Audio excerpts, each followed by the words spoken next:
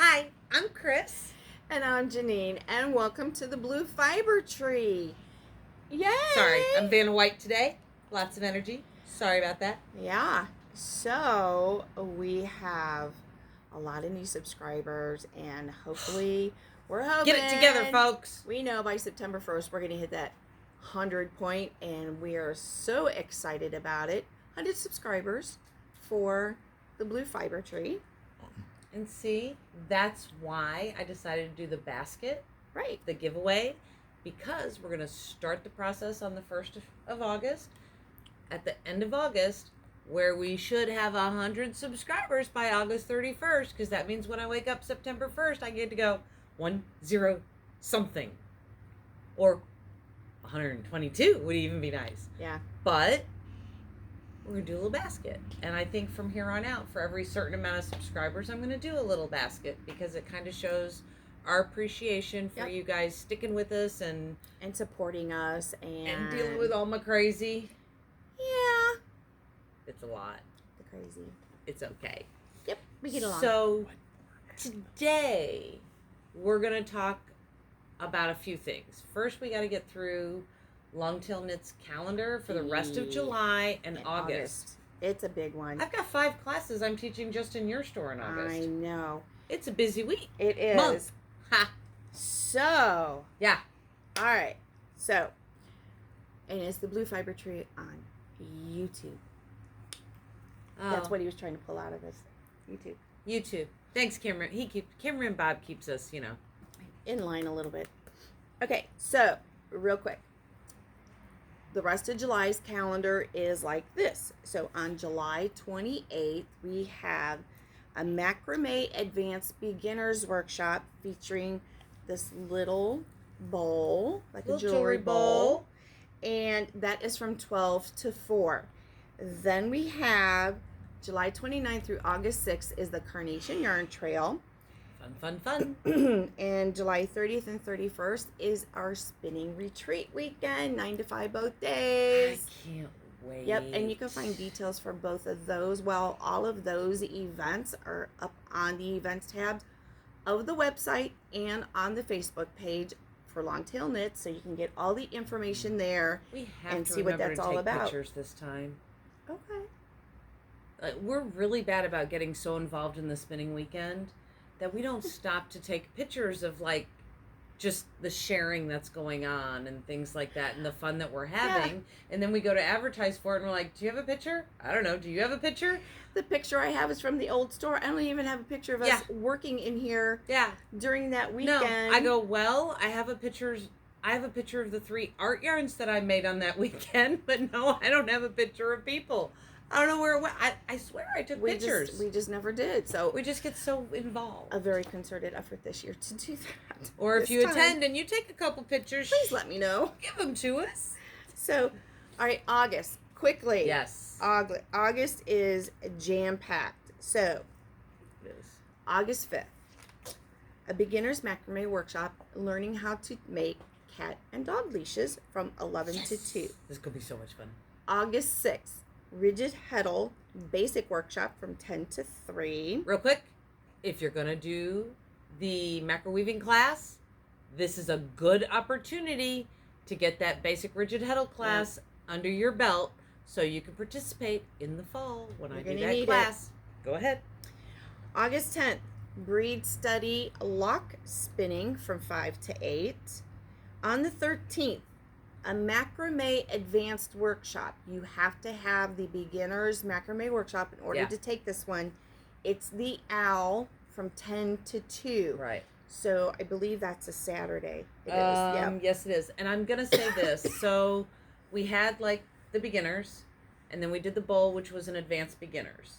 And that was very much utilizing knots that we learned in our beginners class, but it strengthened our skill.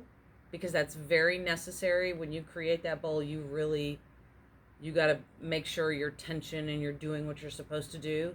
When we get into the advanced class with the owl, we're bringing in new knots and we're bringing in the utilization of new tools.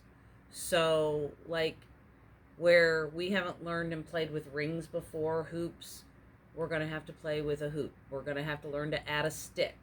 Like, so, and new knots on top of that. So when we say advanced this time, it's advanced. And if you don't know those beginner knots, Right. when we start to teach you the rest, you're going to look at me cross-eyed and go, can I have a second beginner's class, please?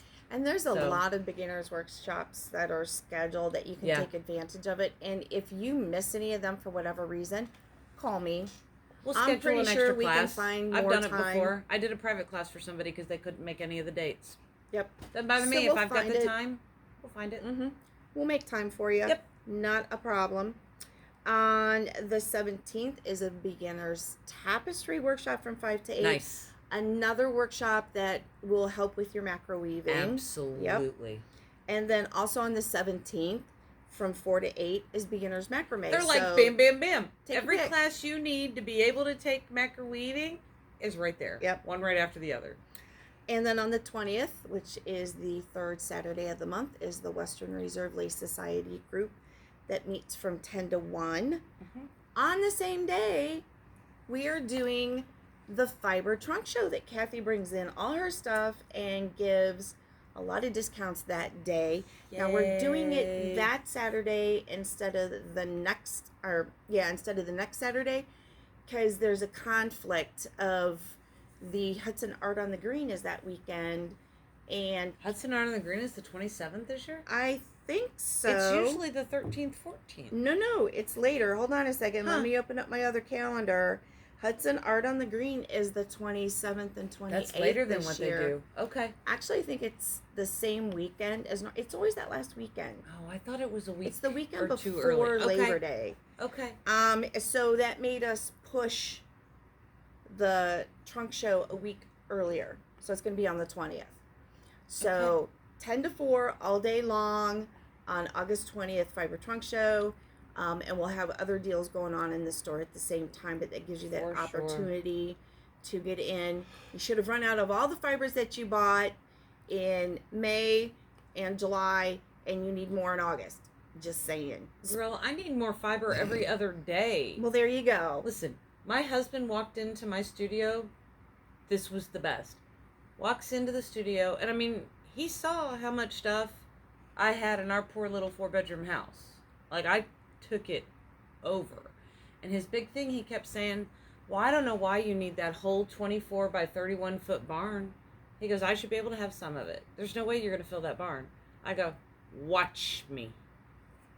So he's walking around the barn the other day, and I'm still waiting on these racks that my friend is giving me that go along one wall that all my tubs like lift up off the ground. That's just storage of excess fiber.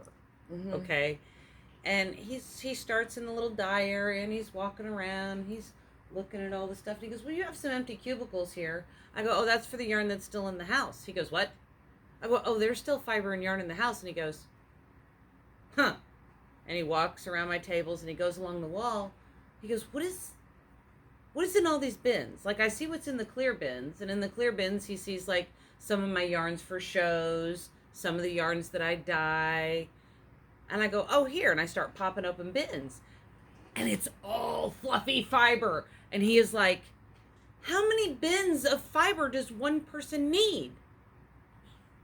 I got him, though. I go, how many screwdrivers does one guy need? How many tape measure? How many saw blades? How many drill bits? And he just went, I'm out. I gotta go. I'm out. No. Because that man buys if it's on clearance at Lowe's, he buys it. But the best comment was, how'd you outgrow the barn already? I didn't outgrow it. He just thinks I outgrew it. I know. That's funny, But though. I didn't. It was funny that he said that It already. was funny. I was like, you could build me an addition. Yep. That'll go poorly. All right, let's finish this. Yes. On the 24th, we have an advanced tapestry workshop. It's the flower wall hanging from 5 to 8. Okay. On the 27th, the advanced beginners and macrame bowl. Again, in case you missed it the first time, we're doing it again in August from 10 to 2. And then on August 31st, the ever popular kneaded felted pumpkins from 5 to 8. So That's such a fun class. It is. I don't even like felting, and I like that class. That one's the best one. That's the one that we do the most of, and we also have a second one of those scheduled at the end of September. That's awesome. So, so needle felting is starting to pick up again, and Kathy has some really cool things for the fall that we're going to be doing in fun. Needle felting. But if you've never needle felted before, take my basic needle felting workshop. And if it's not on the schedule, because I don't even remember seeing it here, I must have skipped it because I'm busy doing other stuff in July and August, just call me. Yep. It's just 3 hours. We can do it anytime because everything is here. You're going to get a call soon from my client, Chrissy. Okay. She wants to bring her older daughter. She and the two of them want to come and do a one-on-one basic felting. She's like, I just know she's going to fall in love. When I was in there taking my macrame class, I saw all those little needle felting kits, and I'm like, oh, those would be perfect for her. She goes, but we should do the beginner thing first. I go, yes, you should. So she'll be calling for that, and you'll, oh my God, her daughter's a trip. You'll love her. We'll get going again here because I'm starting to get people asking me about it. It's that time of year. I feel like felting kind of dies off in March. Yeah. And then picks up again in August, September. It just it's one of those things that, in the summertime it's too hot to have something laying on your lap. You don't want to be doing a big sweater or a blanket or anything like that. You want something small. Blanket anytime. And needle felting is one of those things that, you can just set it up on the table on a piece of foam and just go to town. Absolutely. So schedule for alk&me real quick. Correct. She's going to skip my schedule. Sorry. It's not all about you, Jeannine. It's one, but it's an important one. So, we know that we did the solids and tonals class. Yep. We know we did a variegated dye class at the barn, at the studio.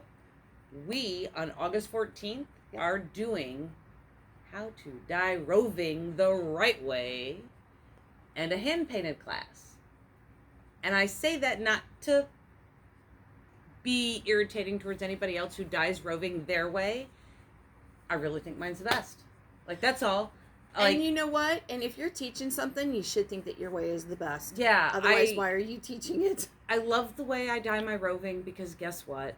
100% of the time, I am not felting my roving.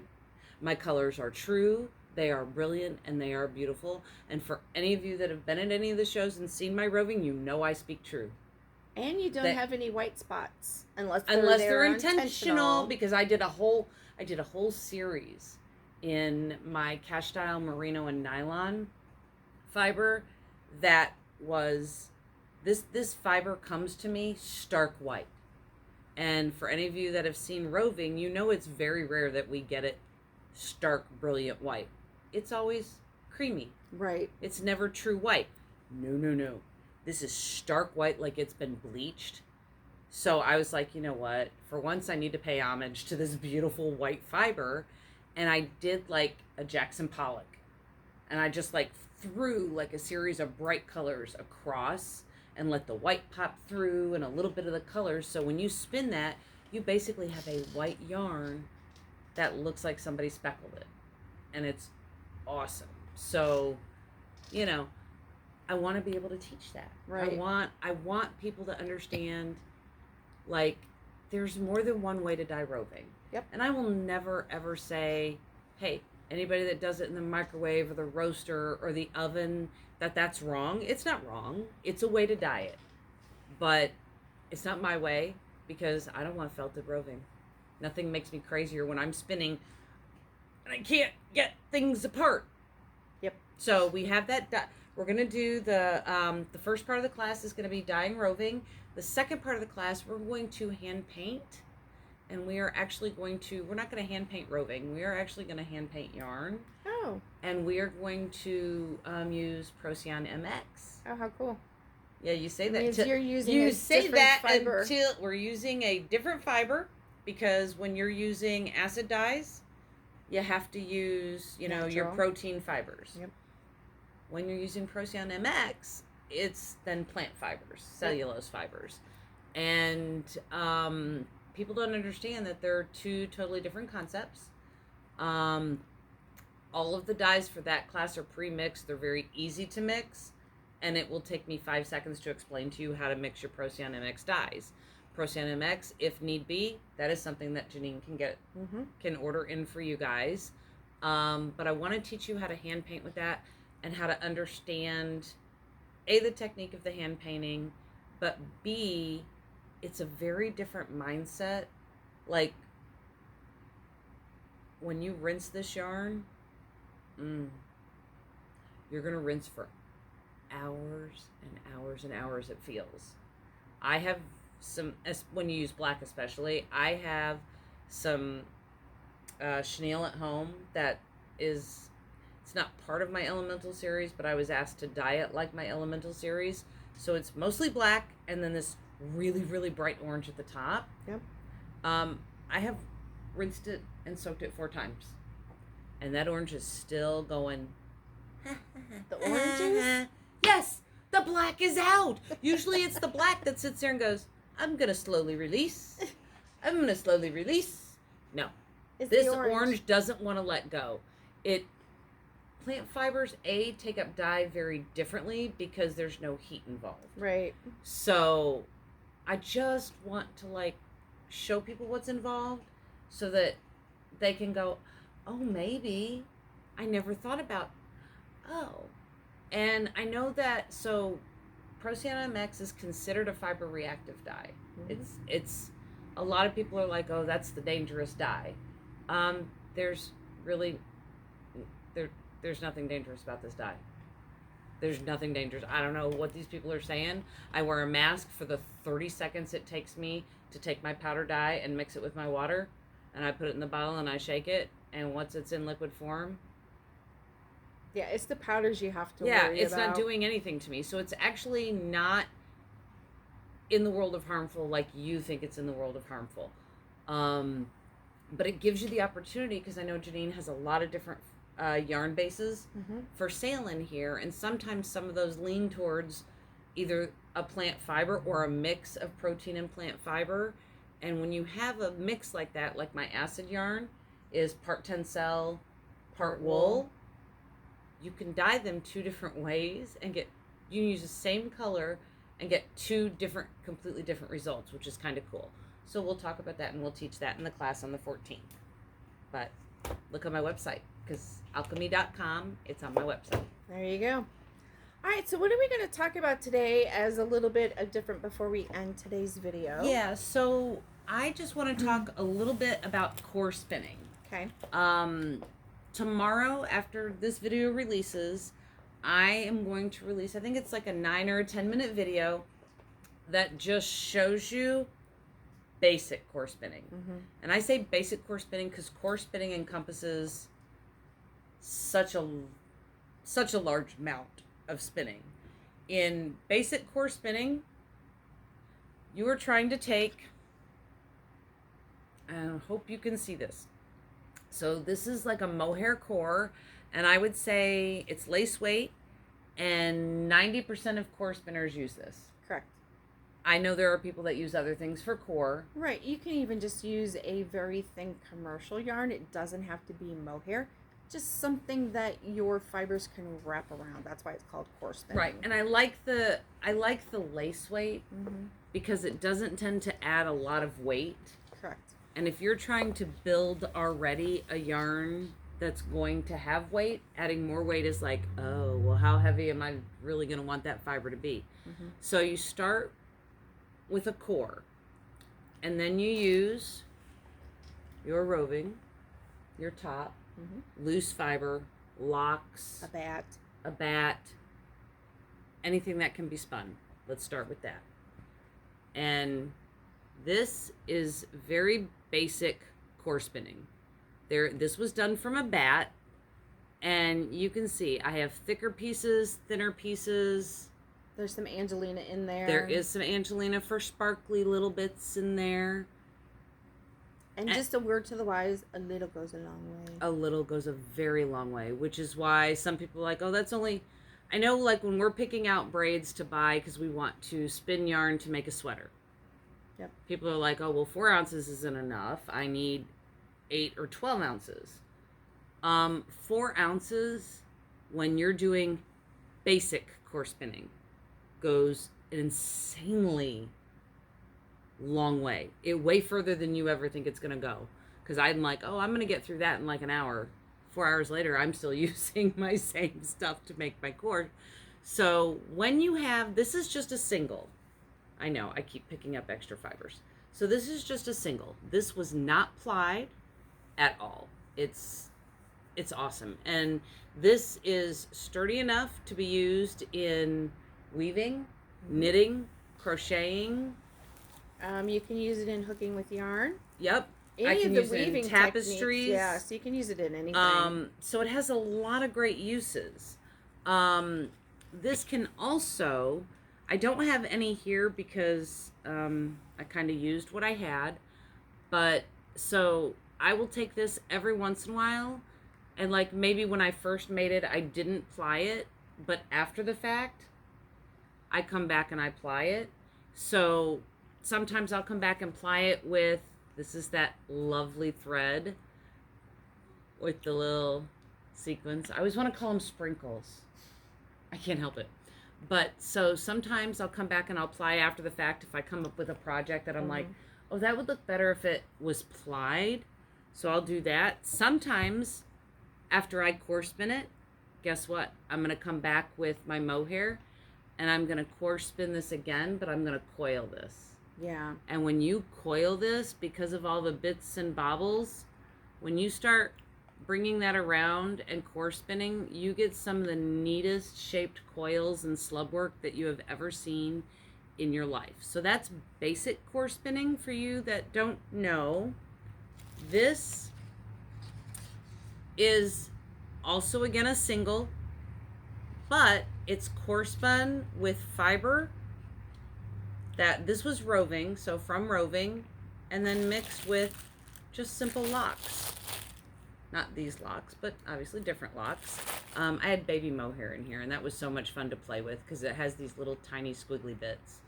But I was doing my browns colors because, yes, I intend to use this for something that I'm wearing to a Browns game. This is this year's? Yeah, this was this year's second place. But, so just to, like, you can see the basic was just the single. This is the single with some locks. I can also come back and ply this if I want. You can spiral ply it. You can do whatever. The last one I'm going to show you is core spun locks, and then they were coiled. So this is core spun twice. Yep. Okay, so,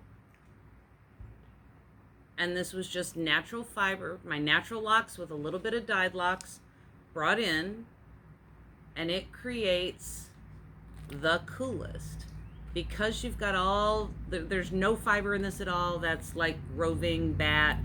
This is all lock work, and you can see you've created some thinner sections, thicker sections. You've got coiled sections, which when you're up close, you can see how tight that's coiled around that. And it's so much fun. And this actually, things like this I do. Wait, don't go by. What is this she was making? Was her first place this year up against, went up for grand champion. She didn't get it this year, but I did this not. was her first place. Is this the one that you and Marty almost duplicated? Oh, no, this is the one that Marty and I duplicated. Oh, okay. Yeah, she just did her locks differently than I did. That's all. Oh, yeah, fun. that's the one that Marty and I duplicated. No. This is my favorite. And normally when I take a blue ribbon, I don't use the yarn. Right. However, I'm so in love with this yarn that I am actually creating a poncho that has this in it. Nice. That's mine. I'm not giving it away. I'm not selling it. It's mine because these are my colors. And so for yarn like that, like you're like, okay, what's another example of core? Right here. So when you see all the thick pieces in this neck shawl, this is lock spun and spiral core spun and spiral plied yarns that create all the lovely bits mixed with a few other yarns in the next shawl. So core spun has its uses, folks. For those of you at the spinning weekend coming up, if you need any help with core spinning, I'm here. It's my favorite. It should be my favorite after I paid for that class so many times just to learn it the right way.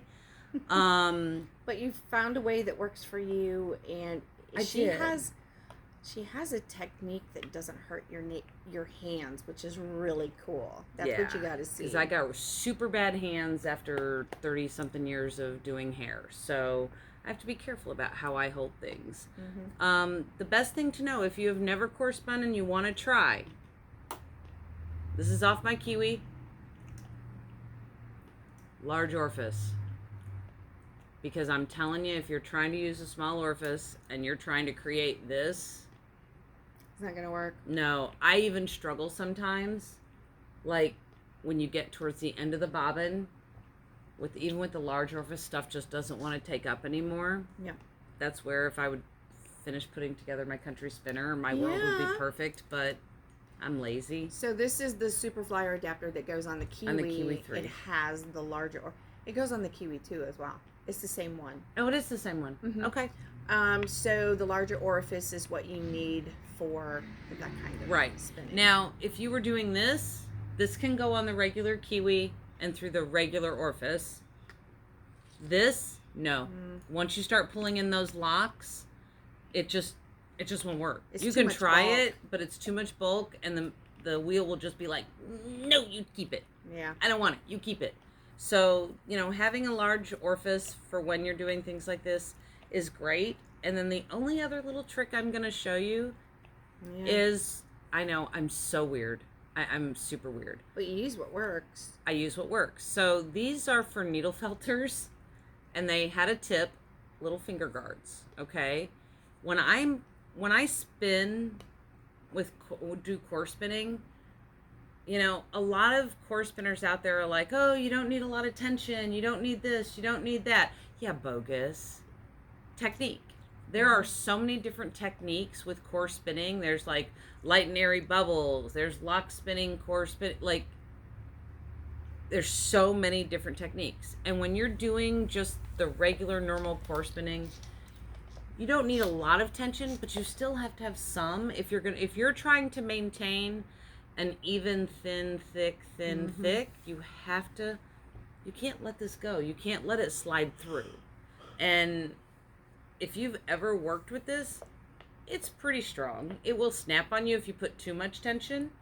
But, like, if you hold it like normal between your fingers and like this, most people, I specifically, because of my bad hands, don't have enough grip to pinch down here to keep this from moving forward and out of my hands.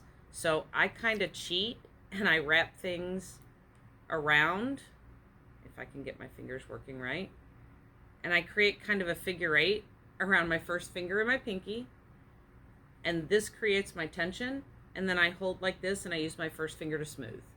So again, if you're here on that weekend and you want to see that up close and personal, I'm more than happy to show you. My video demonstrates it up close and personal, but these little leather finger guards, they keep me from having these little cuts in my fingers from this. This is a very thin, tough thread. Yes, if you pull hard enough, you are going to snap it, but it can leave marks. It'll cut you if you're not careful. I swear to you, every year at the spinning weekend, I buy another set of these because somehow I've misplaced the ones that I got last year.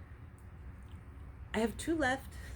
I don't know where the other 8 are, but yeah, you've bought so many of those. I bought so many of these because I keep misplacing them. I was hoping that when I transferred everything from my house to the studio, but you still have some stuff in your studio. You're not done yet. I'm not. But so really, I just wanted to share with you the joy of core spinning and very simply, like, the 3 most common yarns that you can make from it, and like a very simple thing that you can do if you have a tri-loom If you weave, you can put it in a scarf. Yes. I've seen people do them on the edges of sweaters, and cuffs, on cuffs, on the hem, bottom. as a decorative little piece in the middle. Yep, on the brim of hats Yep. for fun. I've seen them actually do the brim and then knit and then put it in the pom-pom too, which is so much fun. Yeah. I haven't done that yet, and I need to. I need to design another hat with some art yarn. I think it's time. I got to get some fun going on. Use a little drift with some art yarn on the brim. I think that would be fun. But, okay. Guess what? It's July 24th. It is. We are now only like 5.5-ish weeks until September 1st. Like and share. Get our numbers up to 100. We want 100 subscribers at least by September 1st. And remember that starting August 1st, you have a chance to win a little goodie basket, which on the first video of August, I will be sharing what's in that basket. So what are the dates that they can actually comment for that prize? Starting August 1st. How long are you going to go? I'm going to go up until the night of the 30th, because on the 31st, I am going to announce the winner. So, cool. All the way up. I'm going to say they can comment up until noon on the 31st. One comment per person? Yeah, one. Well, do you want them to have multiple entries or no? To make it fair for everybody. I'm going to think this through, and when we, I'll do a quick little video on our Blue Fiber Trees page and on our YouTube page.